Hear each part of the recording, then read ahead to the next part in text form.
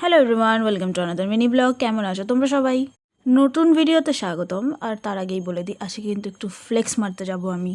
Flakes মানে অনেক দিন পর আমি আমার প্রাণের সখীর সাথে বেরাবো। তো দেখো আমি রেডি হয়ে গেছি। আমার রেডি হতে কিন্তু খুব একটা টাইম লাগে না। আর তারপর আমি বেরিয়েও গেছিলাম, কোথায় যাব আমি জানি না, ও আসলে ডিসাইড করব। চলে এসেছে আমার প্রাণের সখী, এবার যে হাতটা ধরলো সারা রাস্তা আমার হাতটা ছাড়বে না ও।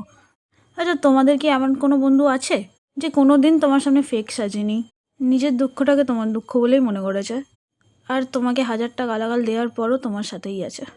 আমার লাইফে বন্ধুত্বের অভাব নেই, কিন্তু তার মধ্যেও কিছুজন খুব বেস্ট। তার মধ্যে পাম্মি একদম ফার্স্ট নাম্বারেই পড়ে। আর ওর সাথে আজ চলে গেছিলাম সোদপুরে সাইবাবার মন্দিরে। কোনো দিন যাইনি, জায়গাটা অপূর্ব সুন্দর।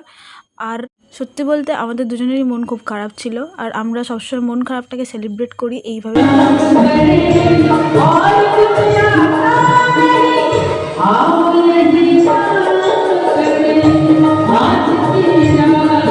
আর ওখানে এত সুন্দর গান হচ্ছিল, আর এখানে দেখো সাই বাবার মূর্তিটা। সত্যি বলতে আমার খুবই ভালো লেগেছে।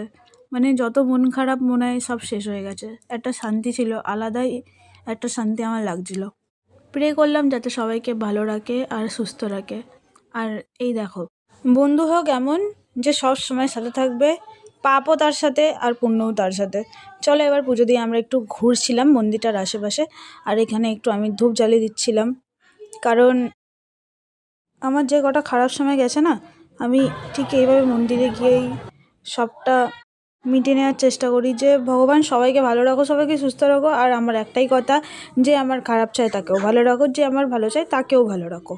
তারপর এখানে একটু ঘুরে নিচ্ছিলাম আমরা দুজন, আর এখানে পাম্মি আমাকে ভাবুতি লাগিয়ে দিচ্ছিল। ভাবুতিটা যাদের জানা নেই তাদেরকে বলে দিই, সাই বাবার কিন্তু টিপটা হচ্ছে ভাবুতি। আর এখানে দেখো আমার সবথেকে পছন্দের জিনিস ফুল।